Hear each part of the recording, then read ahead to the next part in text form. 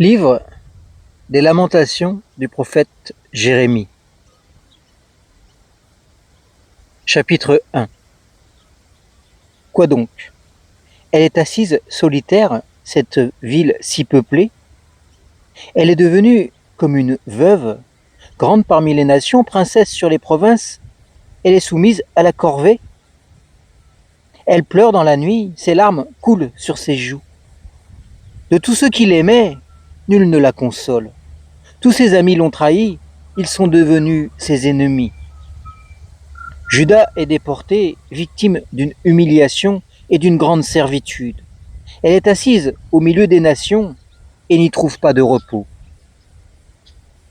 Tous ses persécuteurs l'atteignent au milieu des détresses.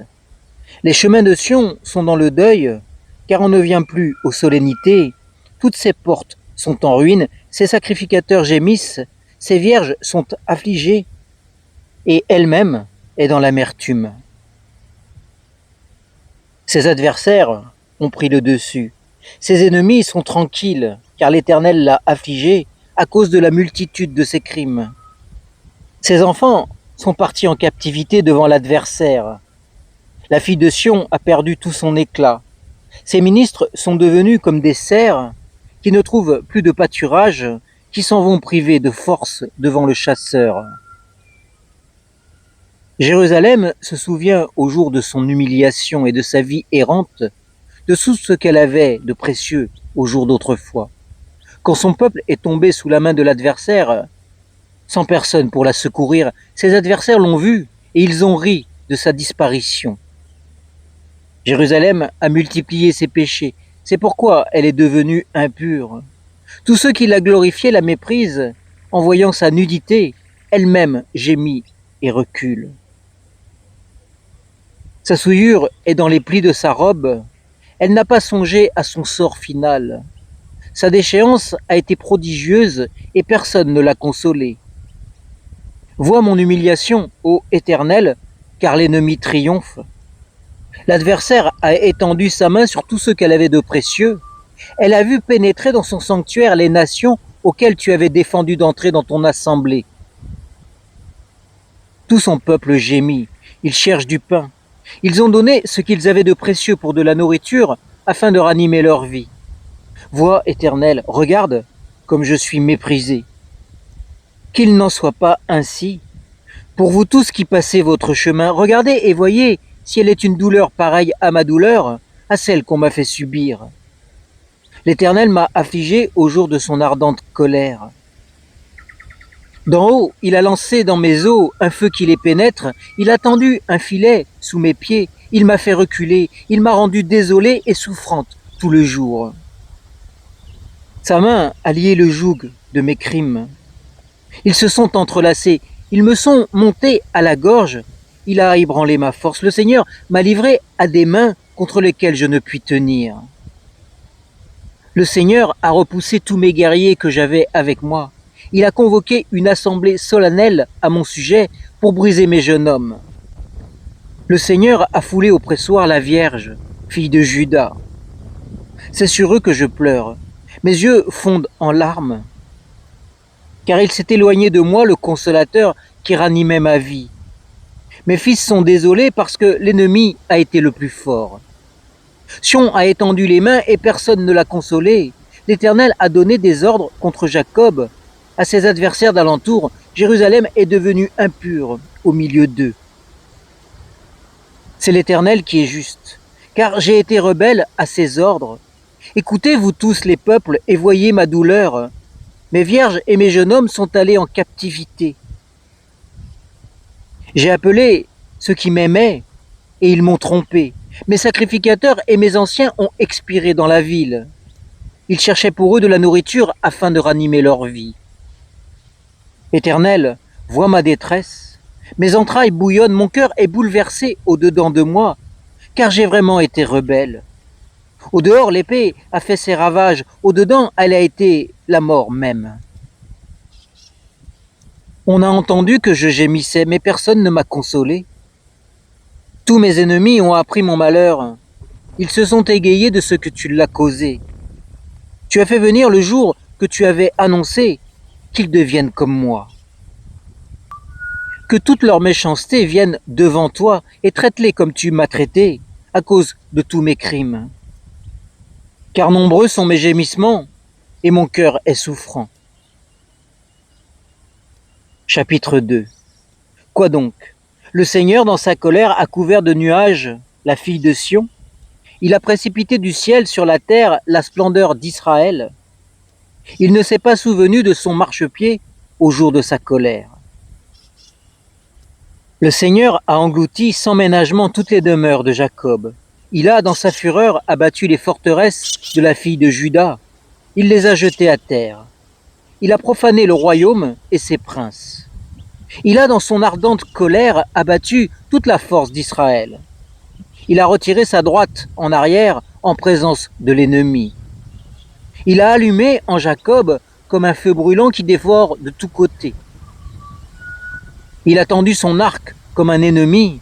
Sa droite s'est dressée comme celle d'un adversaire. Il a tué tout ce qui charmait les yeux. Il a répandu sa fureur comme le feu sur la tente de la fille de Sion. Le Seigneur est devenu comme un ennemi.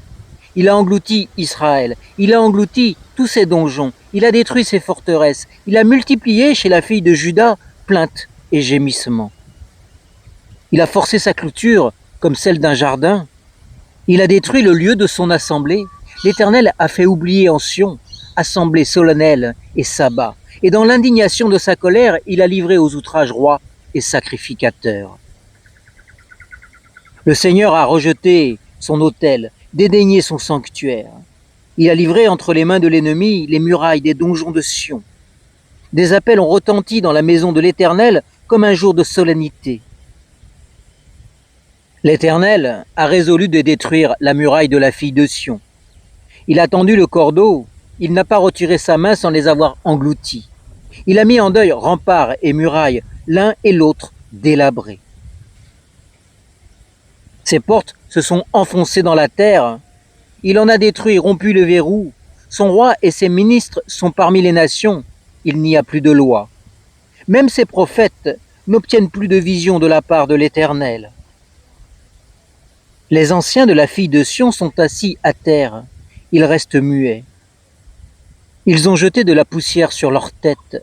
Ils se sont revêtus de sacs. Les vierges de Jérusalem baissent la tête vers la terre. Mes yeux se consument dans les larmes, mes entrailles bouillonnent, ma bile se répand sur la terre, à cause du désastre de la fille de mon peuple, parce que des enfants et des nourrissons défaillent sur les places de la cité. Ils disaient à leur mère, où trouver du blé et du vin, et ils défaillaient comme des blessés sur les places de la ville. Ils rendaient leur dernier souffle sur le sein de leur mère. Que te dirais-je encore? Qui serait pour moi ton égal, et quelle consolation te donner, vierge, fille de Sion? Car ton désastre est aussi grand que la mer, qui pourra te guérir? Tes prophètes ont eu pour toi des visions vaines et fades. Ils n'ont pas mis à nu ta faute, afin de détourner de toi la captivité. Ils ont eu pour toi la vision d'oracles vains et décevants. Tous les passants battent des mains sur toi, ils sifflent, hochent la tête contre la fille de Jérusalem. Est-ce là cette ville qu'on appelait une beauté parfaite, la joie de toute la terre? Tous tes ennemis ouvrent la bouche contre toi. Ils sifflent, ils grincent des dents, ils disent « Nous l'avons englouti ». C'est bien le jour que nous espérions, nous l'avons atteint, nous le voyons. L'Éternel a exécuté ce qu'il avait décidé. Il a accompli la parole qu'il avait décrétée dès les temps anciens. Il a détruit sans ménagement, il a fait de toi la joie de l'ennemi, il a élevé la force de tes adversaires. Leur cœur crie vers le Seigneur. Muraille de la fille de Sion, laisse couler tes larmes comme un torrent. Ne te donne aucun répit, que la pupille de ton œil n'ait pas de repos. Lève-toi, lance une clameur au début des veilles de la nuit. Répands ton cœur comme de l'eau devant la face du Seigneur. Lève tes mains vers lui pour la vie de tes enfants qui défaillent de faim à tous les coins des rues. Vois, Éternel, regarde qui tu as ainsi traité. Fallait-il que des femmes dévorent le fruit de leurs entrailles, les petits enfants tendrement aimés? Que les sacrificateurs et prophètes soient tués dans le sanctuaire du Seigneur? Les adolescents et les vieillards gisent par terre dans les rues. Mes vierges et mes jeunes hommes sont tombés par l'épée. Tu as tué au jour de ta colère, tu as égorgé sans ménagement. Tu as appelé sur moi l'effroi de tous côtés. Comme en un jour de solennité, au jour de la colère de l'Éternel, il n'y a eu ni rescapé ni survivant. Ceux que j'avais tendrement aimés et élevés, mon ennemi les a consumés. Chapitre 3. Je suis l'homme qui a vu l'humiliation sous le bâton de ton courroux. Il m'a conduit, il m'a fait aller dans les ténèbres et non dans la lumière. Contre moi, il tourne et retourne sa main tout le jour. Il a flétri ma chair et ma peau, il a brisé mes os, il a bâti des retranchements contre moi, il m'a environné d'amertume et de lassitude, il me fait habiter dans les ténèbres comme ceux qui sont morts dès longtemps. Il m'a emmuré pour que je ne sorte pas. Il a fait peser des chaînes sur moi. J'ai beau crier et appeler au secours, il ferme tout accès à ma prière. Il a muré mon chemin avec des pierres de taille, il a fait dévier mes sentiers. Il a été pour moi un ours en embuscade, un lion dans un lieu caché. Il a détourné mes pas, il m'a déchiré, il m'a mis dans la désolation, il a tendu son arc et m'a placé comme une cible pour sa flèche. Il a fait entrer dans mes reins les traits de son carquois. Je suis devenu la risée de tout mon peuple, tout le jour l'objet de leurs chansons. Il m'a rassasié d'herbes amères, il m'a abreuvé d'absinthe. Il m'a fait casser les dents sur du gravier. Il m'a enfoui dans la cendre. Tu m'as rejeté loin de la paix. J'ai oublié ce qu'est le bonheur. Et j'ai dit, elle est perdue ma confiance, mon espérance en l'Éternel. Souviens-toi de mon humiliation et de ma vie errante, de l'absinthe et du poison. Mon âme s'en souvient bien, elle est abattue au-dedans de moi. Voici que je veux repasser en mon cœur ce pourquoi j'espère. C'est que la bienveillance de l'Éternel n'est pas épuisée et que ses compassions ne sont pas à leur terme. Elles se renouvellent chaque matin. Grande est ta fidélité. L'Éternel est mon partage, dit mon âme, c'est pourquoi je veux m'attendre à lui. L'Éternel est bon pour qui espère en lui, pour celui qui le cherche. Il est bon d'attendre en silence le salut de l'Éternel. Il est bon pour l'homme de porter le joug dans sa jeunesse. Qu'il s'assoie solitaire et silencieux, car c'est ce qui lui est imposé. Qu'il mette sa bouche dans la poussière. Peut-être y a-t-il de l'espoir. Qu'il tende la joue à celui qui le frappe. Qu'il se rassasie de déshonneur. Car le Seigneur ne rejette pas à toujours. Mais lorsqu'il afflige, il a compassion, selon sa grande bienveillance. Car ce n'est pas volontiers qu'il humilie et qu'il afflige les fils d'hommes. Quand on foule aux pieds tous les prisonniers d'un pays, quand on fait dévier le droit humain à la face du Très-Haut, quand on fait tort à l'homme dans son procès, le Seigneur ne le voit-il pas? Qui est celui qui a dit « et cela fut » ? Le Seigneur n'est-il pas celui qui commande? N'est-ce pas de la bouche du Très-Haut que sortent les maux et les biens? Pourquoi l'homme vivant se plaindrait-il? Que chacun se plaigne de ses propres péchés. Examinons nos voies et sondons-les et retournons à l'Éternel. Élevons notre cœur comme nos mains vers Dieu qui est au ciel. Nous avons nous-mêmes été criminels et rebelles. Et toi, tu n'as point pardonné? Tu t'es enveloppé de ta colère et tu nous as poursuivis. Tu as tué sans ménagement. Tu t'es enveloppé d'une nuée pour que la prière ne te parvienne pas. Tu as fait de nous un rebut et un repoussoir au milieu des peuples. Ils ouvrent la bouche contre nous, tous nos ennemis. Pour nous, ce furent la frayeur et la fosse, la destruction et le désastre. Des torrents d'eau coulent de mes yeux à cause du désastre de la fille de mon peuple. Mes yeux ruissellent sans repos, sans relâche, jusqu'à ce que l'Éternel fasse attention et voie du haut des cieux. Mes yeux me font souffrir à cause de toutes les filles de ma ville. Ils m'ont donné la chasse comme à l'oiseau, ceux qui sans cause sont mes ennemis. Ils ont réduit ma vie au silence dans la citerne et ils ont jeté des pierres sur moi. Les eaux ont couvert ma tête, je disais, je suis perdu. J'ai invoqué ton nom, ô Éternel, des profondeurs de la citerne. Tu as entendu ma voix. Ne détourne pas ton oreille quand pour me soulager, je t'appelle au secours. Au jour où je t'ai invoqué, tu t'es approché, tu as dit, sois sans crainte. Seigneur, tu as plaidé mon procès, tu as racheté ma vie. Éternel, tu as vu mon écrasement, rétabli mon droit. Tu as vu toute leur vengeance, tout leur complot contre moi. Éternel, tu as entendu leurs outrages, tout leur complot contre moi. Les discours de ceux qui se dressent contre moi. Leurs projets sont tout le jour contre moi. Qu'ils soient assis ou debout, regarde, je suis l'objet de leurs chansons. Tu leur rendras l'appareil, ô Éternel, selon l'œuvre de leurs mains. Tu leur cuirasseras le cœur, ta malédiction sera contre eux. Tu les poursuivras avec colère et tu les extermineras en dessous des cieux de l'Éternel. Chapitre 4. Quoi donc? L'or est terni, l'or pur est altéré, les pierres saintes sont éparpillées au coin de toutes les rues? Les fils de Sion, si précieux qui valaient leur pesant d'or fin, quoi donc? Ils sont considérés comme des pots de terre, ouvrage des mains du potier? Même les chacals présentent la mamelle et allaitent leurs petits. Mais la fille de mon peuple est devenue cruelle, comme les autruches du désert. De soif, la langue du nourrisson s'attache à son palais. Les enfants demandent du pain et personne ne leur en coupe. Ceux qui se nourrissaient de mets délicats expirent dans les rues. Ceux qui étaient élevés dans la pourpre embrassent le fumier. La faute de la fille de mon peuple est plus grande que le péché de Sodome qui fut renversé en un instant sans que personne ait porté la main sur elle.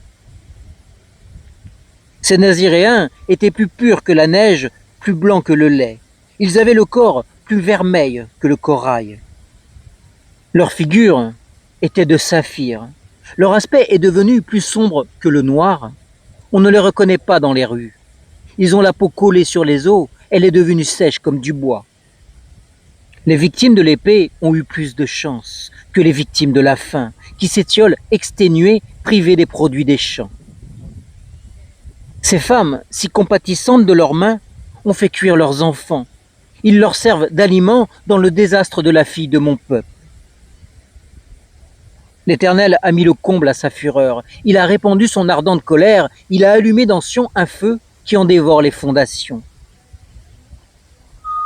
Ils n'auraient pas cru, les rois de la terre, ni tous les habitants du monde, que l'adversaire, que l'ennemi entrerait dans les portes de Jérusalem. À cause des péchés de ses prophètes, des fautes de ses sacrificateurs, ils ont répandu dans son sein le sang des justes. Ils erraient en aveugles dans les rues. Ils étaient souillés de sang, au point qu'on ne pouvait toucher leurs vêtements. Écartez-vous, impurs, leur criait-on. Écartez-vous, écartez-vous, ne nous touchez pas. Tandis qu'ils fuyaient, erraient parmi les nations, ils ne vont plus séjourner chez nous. L'Éternel lui-même les a dispersés. Il ne les regarde plus. On n'a pas respecté les sacrificateurs ni fait grâce aux vieillards. Nos yeux se consumaient encore en vain dans l'attente du secours. Nous guettions une nation qui ne nous a pas sauvés. On épiait nos pas pour nous empêcher d'aller sur nos places. Notre fin s'approchait, nos jours étaient accomplis, notre fin est arrivée.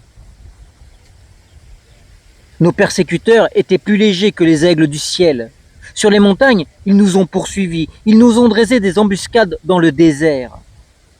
Celui qui était notre vie, le Messie de l'Éternel, a été pris dans leur fosse, lui de qui nous disions, à son ombre nous vivrons parmi les nations. Égaie-toi, réjouis-toi, fille d'Édom, habitante du pays d'Out. À toi aussi on passera la coupe, tu t'enivreras et tu te mettras à nu. Fille de Sion, ta faute est à son terme. Il ne te déportera plus. Fille d'Édom, c'est ta faute qu'il châtiera. Il mettra tes péchés à découvert. Chapitre 5. Souviens-toi, Éternel, de ce qui nous est arrivé. Regarde, vois notre déshonneur. Notre héritage a été transféré à des étrangers, nos maisons à des inconnus. Nous sommes devenus orphelins sans père. Nos mères sont comme des veuves. Nous buvons notre eau à prix d'argent. Notre bois nous arrive contre paiement. Nous avons nos persécuteurs sur le dos. Nous sommes épuisés. On ne nous laisse pas de repos. Nous avons tendu la main vers l'Égypte, vers la Syrie pour nous rassasier de pain. Nos pères ont péché, mais ils ne sont plus. C'est nous qui portons le fardeau de leurs fautes. Des esclaves dominent sur nous et personne ne nous retire de leurs mains. Au péril de notre vie, nous rapportons notre pain, affrontons l'épée du désert. Notre peau est brûlante comme un four par l'ardeur de la faim. Ils ont violé des femmes dans Sion, des vierges dans les villes de Juda. Par leurs mains, des ministres ont été pendus. La personne des anciens n'a pas été respectée. Des jeunes hommes ont porté la meule. Des garçons ont trébuché sous des fardeaux de bois. Les anciens ont délaissé la porte, les jeunes hommes ont délaissé leur champ. La joie a délaissé nos cœurs, nos danses ont été changées en deuil, la couronne de notre tête est tombée. Malheur à nous, parce que nous avons péché. Voilà pourquoi notre cœur est souffrant. Voici pourquoi nos yeux sont obscurcis. C'est que la montagne de Sion est désolée. C'est que les renards s'y promènent. Toi, Éternel, tu sièges à jamais. Ton trône subsiste de génération en génération. Pourquoi nous oublierais-tu pour toujours? Nous abandonnerais-tu tout le temps de notre vie? Fais-nous revenir vers toi, Éternel, et nous reviendrons. Renouvelle nos jours comme autrefois. Nous aurais-tu donc entièrement rejetés? Serais-tu contre nous indigné à l'extrême? Fin du livre des Lamentations du prophète Jérémie.